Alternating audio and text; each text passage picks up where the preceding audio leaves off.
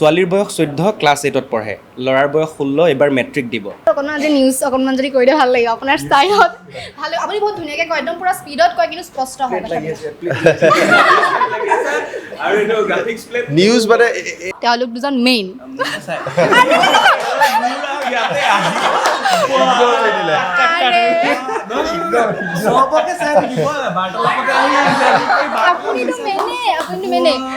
আপুনি কেইঘণ্টা শুৱে বাৰু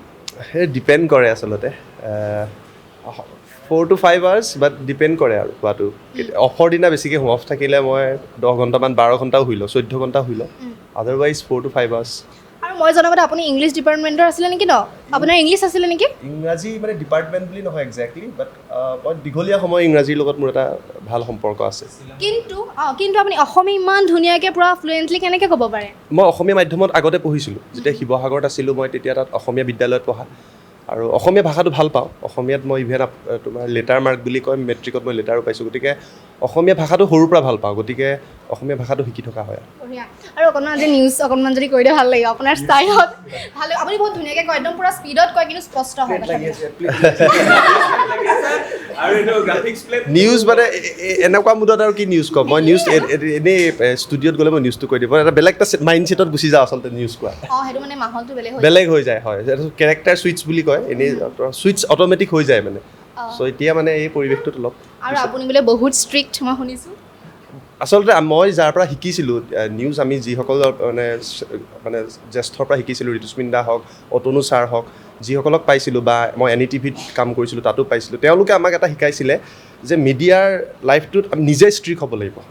মই বেলেগক লৈ কি ষ্ট্ৰিক্ট মই নাজানো মই মোৰ নিজৰটোক লৈ পাঞ্চুৱেল হওঁ আৰু ভাবোঁ যে বাতৰি এটা আহিলে আমি ফাৰ্ষ্ট ব্ৰেক কৰিবলৈ আৰু যিয়ে সময় হওক গতিকে সেইটোত যদি ষ্ট্ৰিক্ট বুলি ভাবিব পাৰে বাট আই থিংক ষ্ট্ৰিক্ট নহ'লে এই ফিল্ডত আমি ছাৰ্ভাইভ কৰিব নোৱাৰোঁ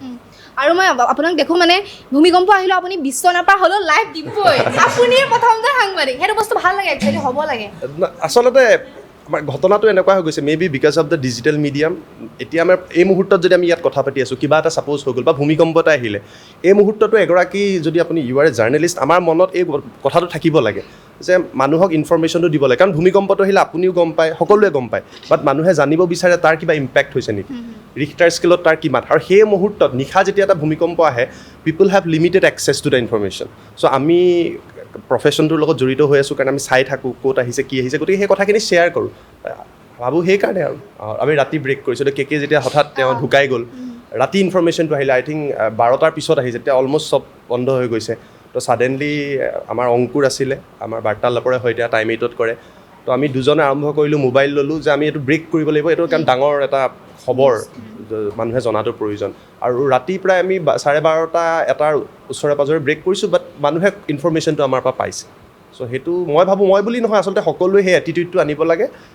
যিহেতু নেশ্যনেলে যদি কৰিব পাৰে ইণ্টাৰনেশ্যনেল মিডিয়াই if they can why we can't আমি কিয় কৰিব নোৱাৰোঁ সেইটোৱে বঢ়িয়া এতিয়া পাতিম নাজিৰ দাৰ লগত অলপ কথা বাবু ভাত খালা এইটোতো চবেই চিনি পায় কিন্তু ভাল লাগে এবাৰ যদি কৈ দিয়ে ভাল লাগিব এনেকৈ এইটো পৰিৱেশন নোৱাৰে প্লিজ এবাৰ মই শুনিব বিচাৰোঁ মানে এইটো একচুৱেলি তাত এটা বস্তু আছে মানে যিটো ভাইৰেল হৈছে বা যিটো চলিছে সেইটো গ্ৰাফিক্সটো একদম নিউজটোৰ 1 মিনিটমানৰ পিছৰহে গ্ৰাফিক্স তাৰ আগতে আৰম্ভ হৈছে আৰু এই জনাৰত এনেকৈ কৰা নিউজৰ মইতো 5 নম্বৰমান নিউজ আছিলে তো ইয়াৰ আগত মানে এনেকুৱাকৈ আছিলে বস্তুটো যে আৰু ভিজুৱেলি বস্তুটো খুব ষ্ট্ৰং আছিলে ছোৱালীজনীকো লৈ আনিছে ছোৱালীজনীৰ বয়স 13-14 মান হ'ব তাই কৈছে যে ই নহ'লে মই জীয়াই থাকিব নোৱাৰিম এনেকুৱা টাইপ আৰু তেতিয়া চিনটো দেখি পেলাই এইটো আৰু পিছলৈ মানে কি হয়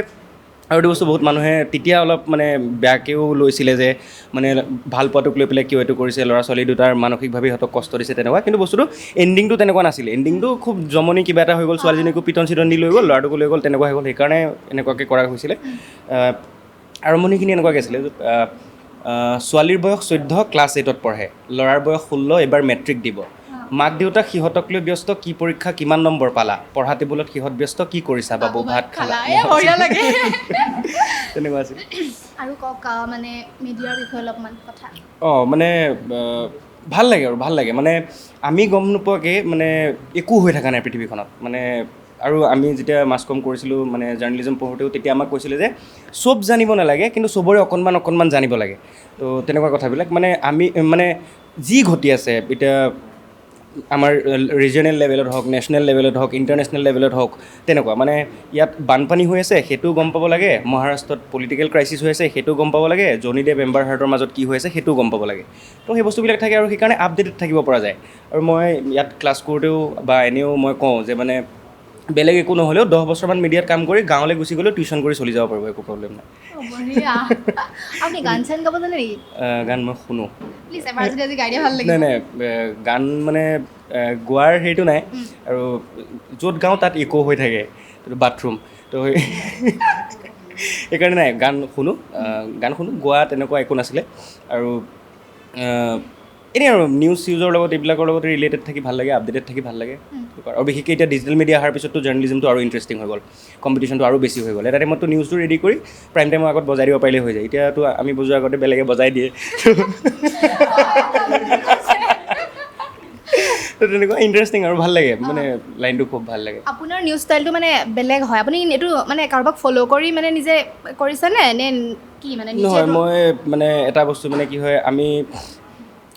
গাঁৱত ডাঙৰ হৈছোঁ তাৰপাছত ওলাই আহিছোঁ মই মানে এটা বস্তু মানে বিশ্বাস কৰোঁ আৰু যেতিয়া মানে কাৰোবাক কথা ক'বলৈ হয় তাক মানে ডাইৰেক্ট নিগেটিভকৈ ক'লে নহয় যে তই এইটো নোৱাৰিবি এনেকৈ ক'লে নাই তই পাৰিলি আৰু দে এই বস্তুটো মানে এই বস্তুটো ক'লে তেতিয়া বেছি গাত লাগে তো মই সেই বস্তুটো বিশ্বাস কৰোঁ আৰু যেতিয়া মানে নিউজবিলাক কোনোবা এজন পাৰ্টিকুলাৰ মানুহ হওক বা কিবা এটা চিটুৱেশ্যন হওক চিনেৰিঅ'ৰ এগেইনষ্টত কৰা যায় তেতিয়া তেনেকৈ টণ্ট কৰি পেলাই ক'লে বস্তুটো বেছি মানে এফেক্ট হয় বুলি মই ভাবোঁ সেইকাৰণে বেলেগ লাইনত বেলেগকৈ হেৰি কৰিব পাৰোঁ কৰোঁ ঠিক আছে লাষ্টত আপুনি কৈ দিয়ক যে আমাৰ চেনেলটো আমাৰ JSS আনস্ক্ৰিপ্টেড ছাবস্ক্ৰাইব কৰি দিয়ক বুলি ক'ব লাগিব ঠিক আছে JSS আনস্ক্ৰিপ্টেড আৰু আনস্ক্ৰিপ্টেডৰ কনচেপ্টটো এনেও খুব ভাল মানে একদম চাইমultaneous এনে চলি গৈ থাকে আৰু তো এই বস্তুটো খুব ভাল লাগে ছাবস্ক্ৰাইব কৰি দিয়ক চাই থাকক ভাল বস্তু পাই থাকিব আৰু আপুনি কৈ দিব তো JSS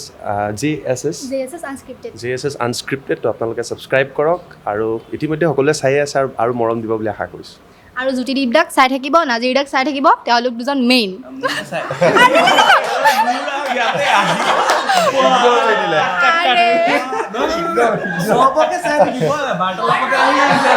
আপুনিতো মেইনে এইটো এনেই কৈছে আৰু আপুনিও কৈ দিয়ক আমাৰ চেনেলটো ছাবস্ক্ৰাইব কৰি দিব তেতিয়াহে ক'ব